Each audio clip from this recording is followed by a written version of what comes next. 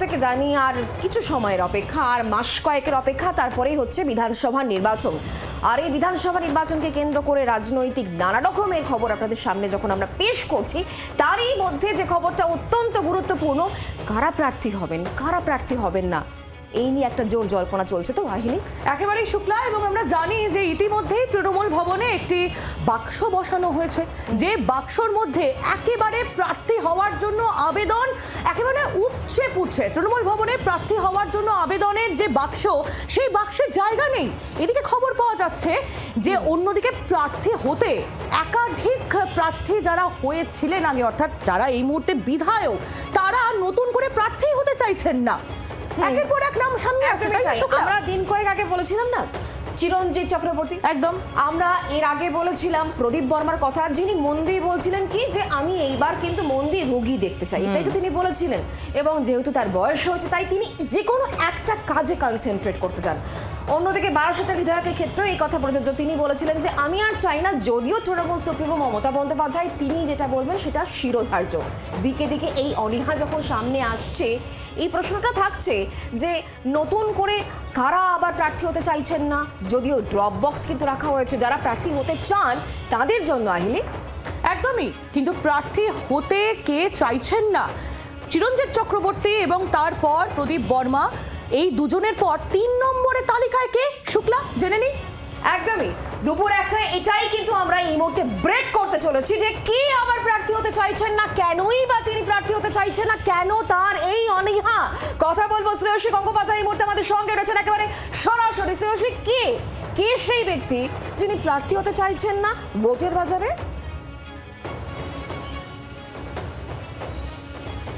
একেবারে দেখো, তৃণমূল ভবনে যে ড্রপ বক্স রয়েছে, সেই ড্রপ বক্স কিন্তু এই মুহূর্তে প্রতিদিন প্রচুর মানুষ আসছেন, তারা বায়োডাটা দিচ্ছেন, এবং ড্রপ বক্স কার্যত কিন্তু এই মুহূর্তে প্রায় ভর্তি হওয়ার জায়গায়।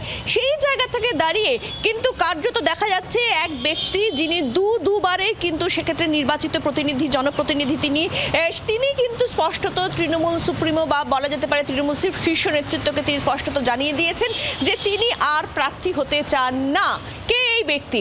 এই ব্যক্তি হলেন দুলাল দাস, মহেশতলার, এই মুহূর্তে মহেশতলার যিনি নির্বাচিত বিধায়ক রয়েছেন এবং পুরসভা তিনি চেয়ারম্যান রয়েছেন। তিনি স্পষ্টত তৃণমূল সুপ্রিমোকে, যেটা জানতে পারছি আমরা, যে তৃণমূল সুপ্রিমোকে এবং দলের শীর্ষ নেতৃত্বদের সকলকেই কিন্তু তিনি জানিয়ে দিয়েছেন যে তিনি কিন্তু এই আসন্ন যে 26-এর বিধানসভা নির্বাচন, সেই বিধানসভা নির্বাচনে তিনি কিন্তু আর বিধায়ক পদে দাঁড়াতে চাইছেন না। এবং এক্ষেত্রে যেটা জানা যাচ্ছে যে তিনি স্পষ্ট বলেছেন যে তার বয়স 80 পেরিয়ে গেছে, ফলে সেই জায়গা থেকে দাঁড়িয়ে বয়সের কারণে কিন্তু তিনি আর প্রার্থী হতে চান না।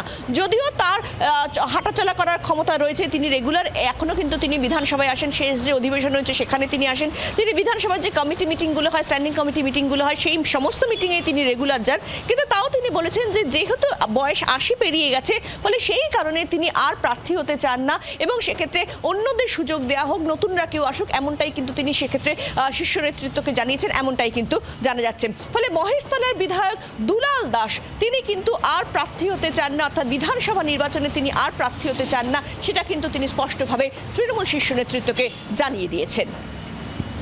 একেবারে শ্রেয়সী, ধন্যবাদ তোমায়। শ্রেয়সী গঙ্গোপাধ্যায় আমাদের প্রতিনিধি এই মুহূর্তে ছিলেন আমাদের সঙ্গে টেলিফোন। একেবারে সরাসরি আপনাদের শোনাবো রত্না দাস, তিনি কি বলছেন এই নিয়ে। 2025 সালের এপ্রিল-মে মাস নাগাদ আমাদের একটা অধিবেশন হয়েছিল, বিধানসভা অধিবেশন। তখনই তিনি দিদিকে জানিয়ে এসেছিলেন যে দিদি যেন আর টিকিট না দেন, তিনি আর এমএলএ হতে চান না।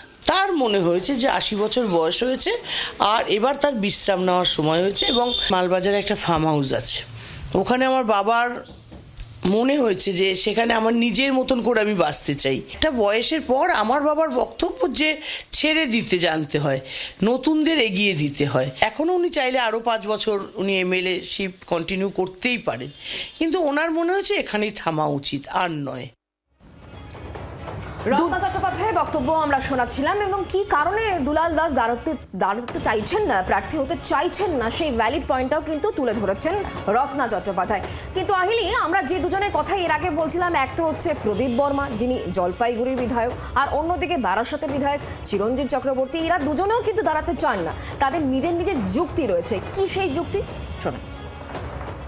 এটা আমার ইচ্ছে ব্যক্তিগতভাবে, আর রাজনীতি এই অঙ্গনে আর ঘোরাফেরা না করার আর কি, মানে অ্যাক্টিভলি আমার এই যে দুদিকে যে সামলানো ব্যাপারটা, আমার পেশা এবং রাজনীতি, এই দুটোকে আমি ঠিক আমার মনে হচ্ছে যে আমি দুটো জায়গাতে থাকলে আমি কোনোটার দিকেই মন দিতে পারছি না, কিংবা যেটা what is expected of me আমি সেটা দিতে পারছি না।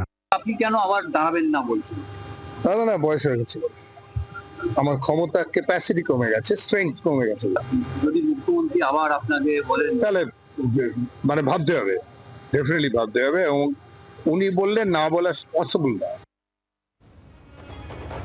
শুক্লা, একদিকে যখন আমরা দেখতে পাচ্ছি যে তৃণমূল কংগ্রেসের একের পর এক বিধায়ক তারা প্রার্থী হতে অনীহা প্রকাশ করছেন, তখন অন্যদিকে সেখানে কিন্তু প্রার্থী হওয়ার আবেদন করা হচ্ছে। আর কে আবেদন করছেন জানেন? দিলীপ ঘোষ, তার স্ত্রী রিঙ্কু মজুমদার। দিলীপ ঘোষ এক্ষেত্রে তিনি বলছেন যে আমার স্ত্রী দলের একজন পুরনো কার্যকর্তা, আমার থেকেও পুরনো, আমি এমপি হয়ে গেলাম, এমএলএ হয়ে গেলাম, ওরও একবার হওয়ার ইচ্ছে আছে। দলের যে কেউ প্রার্থী হতে পারে, আবেদন করতে পারেন, দল ঠিক করবে কাকে কোথায় প্রার্থী করা হবে, এমনই মন্তব্য দিলীপ ঘোষের। অর্থাৎ শুক্লা, আমরা জানি যে রিঙ্কু মজুমদারের প্রার্থী হওয়া নিয়ে কান পাতলে একটা কানাঘুষো, একটা জল্পনা শোনা যাচ্ছিল, সেই জল্পনা কিন্তু দিলীপ ঘোষ স্বয়ং তিনি জিইয়ে রাখলেন। বলা যেতে পারে যে এই জল্পনা তিনি আরো বাড়িয়ে দিলেন। আমরা এই পুরো বিষয় নিয়ে আরো কথা বলবো। আমাদের সঙ্গে অয়ন ঘোষাল রয়েছেন, আমাদের প্রতিনিধি সরাসরি। অয়ন, দিলীপ ঘোষের বক্তব্য খুবই ভ্যালিড, কিন্তু যিনি পুরনো কর্মী তিনি প্রার্থী হয়ে যেতে পারেন এরকম মাপকাঠি বোধহয় হয় না, কোথাও একটা সূক্ষ্ম লাইন রয়েছে, অন্তত বিজেপির মতো দলের ক্ষেত্রে। অবশ্যই তাই। 2026-এর নির্বাচন বিজেপির কাছে একটা মেগা নির্বাচন, বিজেপি সর্বশক্তি দিয়ে ঝাঁপাতে চলেছে। এই অবস্থায় প্রথমত বিজেপি আনকোরা কোনো নতুন মুখ, অতীতে যিনি কোনোভাবেই পুরসভা, পঞ্চায়েত, বিধানসভা, লোকসভা নির্বাচনে কোথাও প্রতিদ্বন্দ্বিতা করেননি, তাকে হঠাৎ করে এই ভোটের ময়দানে নামিয়ে দেবে এমন আশা করাটা অলীক কল্পনা। রেজিমেন্টেড পার্টি বিজেপির দলীয় অনুশাসন হিসেবে দিলীপ ঘোষ যা বলেছেন তার মধ্যে অন্যায় কিছু নেই, কারণ তুমি বা আমরাও যদি চাই, আমরা বিজেপি অফিসের বাইরে রাখা ড্রপ বক্সে নিজের নাম ফেলে দিয়ে বলতে পারি আমি প্রার্থী হতে ইচ্ছুক। কিন্তু দিলীপ ঘোষ নিজে একজন বর্ষিয়ান পোরখাওয়া বিজেপি নেতা। দিলীপ ঘোষ নিজে এই বিজেপির রাজ্য সভাপতি পদে ছিলেন, তিনি একাধিকবার এমএলএ হয়েছেন, একাধিকবার এমপি হয়েছেন, একাধিকবার সাংগঠনিক কাজে তাকে বিভিন্ন জেলাতে ঘুরে বেড়াতে হয়েছে, এমনকি আন্দামানের সাংগঠনিক দায়িত্ব দিলীপ ঘোষ পালন করেছেন।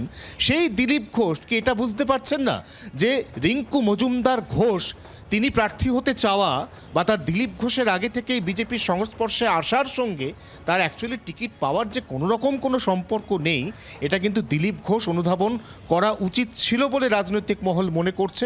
আবার দিলীপ ঘোষ নিজের যুক্তিতে অনড়, তিনি বলছেন তিনি কোথাও কথা দাবি করেননি যে দল রিঙ্কু মজুমদারকে প্রার্থী করবে। রিঙ্কু মজুমদার দলীয় প্রার্থী হতে চেয়ে ড্রপবক্সে নিজের আবেদনপত্র জমা দিয়েছেন, তার মধ্যে অন্তত দিলীপ ঘোষ অন্যায় কিছু দেখছেন না। ধন্যবাদ অয়ন আমাদের সঙ্গে সরাসরি থাকার জন্য। আর ঠিক এই জায়গা থেকে দিলীপ ঘোষ তিনি কি বক্তব্য পেশ করেছেন এই বিষয় নিয়ে, তার কি বক্তব্য শোনাবো। আমার স্ত্রী পার্টি হয়েছেন কার্যকর্তা, আমার চেয়ে পুরনো, আমি এমএলএ এমপি হয়ে গেলাম, ওনার একবার হওয়ার ইচ্ছা আছে। পার্টির হাজার হাজার লোক অ্যাপ্লিকেশন করেছেন, কর্মীরা, যে কেউ করতে পারে, পার্টি ঠিক করবে কাকে কোথায় ক্যান্ডিডেট করবে। দিলীপ ঘোষ তার বক্তব্য আমরা শুনছিলাম শুক্লা। এবার ভোটে প্রার্থী হতে দলে ইতিমধ্যেই আবেদন করেছেন দিলীপ ঘোষের স্ত্রী। তৃণমূল এই বিষয়টাকে কিভাবে দেখছে একটু জেনে নি। দেবাংশু ভট্টাচার্য তৃণমূল কংগ্রেস নেতা এই মুহূর্তে রয়েছেন আমাদের সঙ্গে টেলিফোন লাইনে। দেবাংশু, দিলীপ ঘোষের স্ত্রী তিনি প্রার্থী হতে পারেন বিজেপিতে আগামী বিধানসভা নির্বাচনে। দিলীপ ঘোষ তিনি এতে কোনো অন্যায় দেখছেন না, তিনি সমর্থনই করছেন বিষয়টাকে। আপনারা কিভাবে দেখছেন? না দেখুন, এটা তো বিজেপির সাংসারিক ব্যাপার, আবার দিলীপ ঘোষেরও সাংসারিক ব্যাপার। দুজনের সাংসারিক ব্যাপারে আমরা তৃতীয় ব্যক্তি হিসাবে নাক না গলানোটাই শ্রেয়। তবে এইটুকু অবশ্যই বলবো যে প্রশ্নটা একটা অবশ্যই থাকবে, সেটা হচ্ছে নেপোটিজম নিয়ে এত কথা বলা ভারতীয় জনতা পার্টি যদি দিলীপ বাবুর স্ত্রীকে টিকিট দেয়, যেটা আপনারাও মেনশন করছেন এবং পশ্চিমবঙ্গের সমস্ত সংবাদ মাধ্যম এমনকি বিজেপির লোকেরাও দিলীপ বাবুর স্ত্রীর টিকিট পাওয়া নিয়ে কথা বলছেন, ব্যক্তি রিঙ্কু মজুমদার নয়। ফলে সেই টিকিটটাকে তিনি দিলীপ বাবুর স্ত্রী বলে পাচ্ছেন, বিবাহ পরবর্তী সুযোগ সুবিধার জন্য পাচ্ছেন দিলীপ বাবুর স্ত্রী হওয়ার জন্য, নাকি তিনি তার পূর্ব পরিচয়ের জন্য পাচ্ছেন? এই প্রশ্নটা কিন্তু বিজেপিকে ক্লিয়ার করতে হবে। কারণ আমরা দেখেছি সমস্ত রাজনৈতিক দলকে নেপোটিজম নিয়ে গালাগালি দেওয়ার পরেও নিজের ছেলেকে স্বরাষ্ট্রমন্ত্রীর ছেলে আজকে আইসিসির মাথায় বসে, কিংবা নেপোটিজমে সম্পূর্ণ রাজনৈতিক দলটাই চলে যে সমস্ত দলের, সেরকম শিবসেনা থেকে শুরু করে আপনার একের পর এক আপনার কেন্দ্রে এখন মন্ত্রী করেছেন বিহারের পাসওয়ান, তাকে থেকে শুরু করে একের পর এক উদাহরণ দেওয়া যায় যাদের সাথে বিজেপি সমঝোতা করে চলে। ফলে এই উত্তরটা বিজেপিকে দেওয়ার প্রয়োজন আছে। বাকি কারো স্ত্রী টিকিট পাক, কারো ছেলে টিকিট পাক, কারোর মাসি টিকিট পাক, তাতে আমাদের কিছু যায় আসে না। টিকিট যেই পাক না কেন, সিটগুলো থেকে তো জিতবে তৃণমূলের প্রার্থীরাই। দেবাংশু, ধন্যবাদ। তৃণমূল কংগ্রেস নেতা দেবাংশু ভট্টাচার্য ছিলেন আমাদের সঙ্গে টেলিফোন লাইনে। এবার ভোটে প্রার্থী হতে আবেদন করছেন দিলীপ ঘোষের স্ত্রী। যেহেতু তিনি বহু বছর ধরে বিজেপির সঙ্গে একেবারে ওতপ্রোতভাবে জড়িত, সেই বিষয়টি উল্লেখ করেছেন দিলীপ ঘোষ। তিনি উল্লেখ করেছেন যে তাঁর স্ত্রী তার থেকেও আগে এই দলটি করছেন। তিনি এমএলএ হয়েছেন, এমপি হয়েছেন, তিনি রাজ্য সভাপতি ছিলেন। তো সেক্ষেত্রে রিঙ্কু মজুমদার তিনিও চাইলে পরে প্রার্থী হতে পারেন, সে কারণেই তিনি ড্রপ বক্সে তার নাম দিয়েছেন, এমনটাই দিলীপ ঘোষ উল্লেখ করেছিলেন। তবে সবটাই দল নির্ধারণ করবে, দলের সিদ্ধান্ত অনুযায়ী সবটা হবে, এমনই মন্তব্য করেছেন বিজেপি নেতা দিলীপ ঘোষ।